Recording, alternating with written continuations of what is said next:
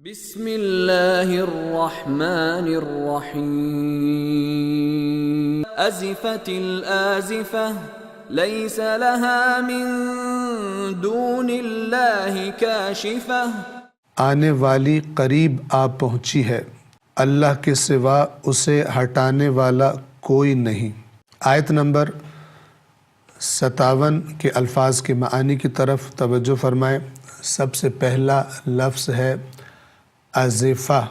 اس کے بنیادی حروف حمزہ، زا اور فا ہیں، اور اس لفظ کا بنیادی معنی ہے قریب آ جانا یا نزدیک آ جانا۔ اسی سے لفظ الآزفہ ہے۔ آزفہ یعنی ایسی چیز کہ جو بالکل قریب آن پہنچی ہو۔ قرآن کریم میں الآزفہ کو قیامت کے ناموں میں سے ایک نام کے طور پر استعمال کیا گیا۔ سورہ غافر کہ جس کو سورہ مؤمن بھی کہا جاتا ہے، اس کی آیت نمبر 18 میں اللہ تبارک و تعالی ارشاد فرماتا ہے وَأَنذِرْهُمْ يَوْمَ الْآزِفَةِ، اور آپ انہیں خبردار کیجئے آزفہ کے دن سے۔ آزفہ یعنی وہی قیامت، اور آزفہ کا لفظی معنی کیا ہے؟ ایسی چیز کہ جو انتہائی قریب آ چکی ہو، انتہائی نزدیک آ چکی ہو۔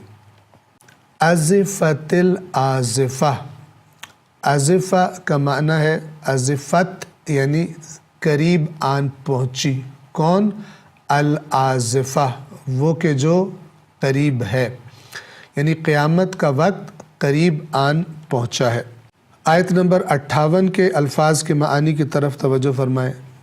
پہلا حرف ہے لیسا۔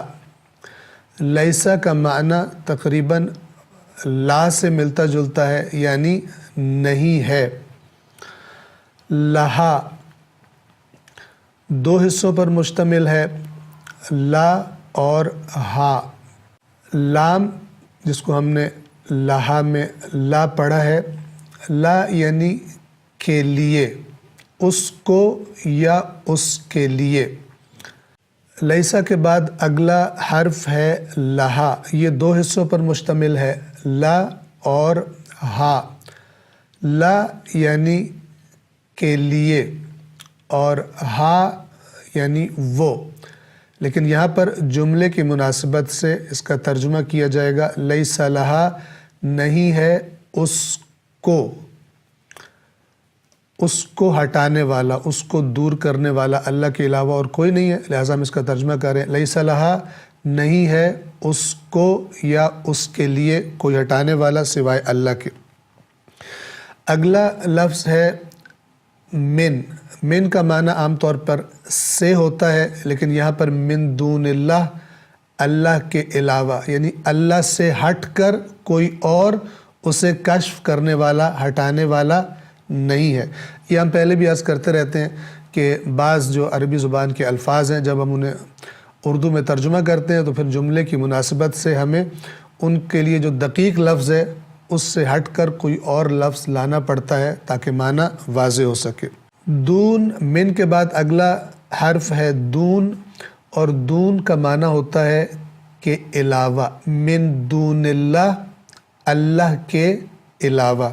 کاشفہ، کشف سے ہے، اس کے بنیادی حروف کاف، شین اور فا ہیں، اور جیسا کہ اردو زبان میں بھی یہ لفظ استعمال ہوتا ہے۔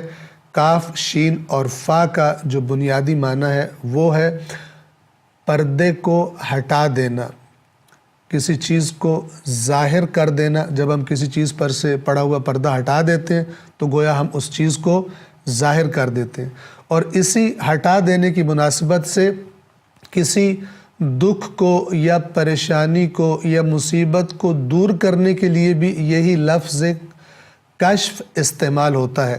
مثلا اللہ تبارک و تعالی کو دعا میں ان الفاظ سے بھی ہم پکارتے ہیں یا کاشف الکرب، اے کرب کو کشف کرنے والے، اے تکلیف کو اور درد کو ہٹانے والے، دور کرنے والے۔ گویا کہ درد اور مصیبت بھی ایک پردے کی طرح ہوتی ہے کہ جو انسان پر آن پڑتی ہے، جس کے اندر وہ دب کے رہ جاتا ہے، تو اسی ہٹانے کے اعتبار سے کہا جاتا ہے یا کاشف الکرب۔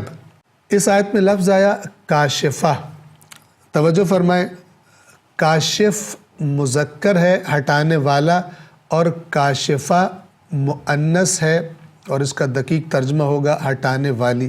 تو یہاں پر ہٹانے والی کاشفہ کا لفظ کیوں لایا گیا؟ اس لیے کہ گزشتہ آیت میں قیامت کے لیے مؤنث کا لفظ آیا تھا، اور وہ کیا تھا؟ ازفت الازفۃ، قریب آنے والی، قریب آن پہنچی۔ تو وہاں چونکہ آزفۃ مؤنث تھا، لہٰذا اسی کی مناسبت سے یہاں پر لفظ کاشفہ لایا گیا ہے کہ اس قیامت کو ہٹانے والی کوئی چیز نہیں ہے سوائے اللہ تبارک و تعالیٰ کے۔ یعنی قیامت کے دن جو مصیبتیں اور جو عذاب آنے والا ہے اللہ کے نافرمانوں کے لیے، تو اس کو ٹالنے والا، اس کو ہٹانے والا، یعنی اس سے انسان کو امن دینے والا سوائے اللہ تبارک و تعالیٰ کے اور کوئی ذات نہیں ہوگی۔ آیت نمبر 57 اور 58 کے معانی ہم نے بیان کر دیے، ان کے ترجمے کی ایک دفعہ تکرار کرتے ہیں۔ ازفت الازفہ، آنے والی، یعنی وہ جو قریب آنے والی تھی وہ قریب آن پہنچی۔ لیس لہا من دون اللہ کاشفہ، اور اللہ کے سوا اسے ہٹانے والا کوئی نہیں ہے۔ والسلام علیکم ورحمۃ اللہ وبرکاتہ۔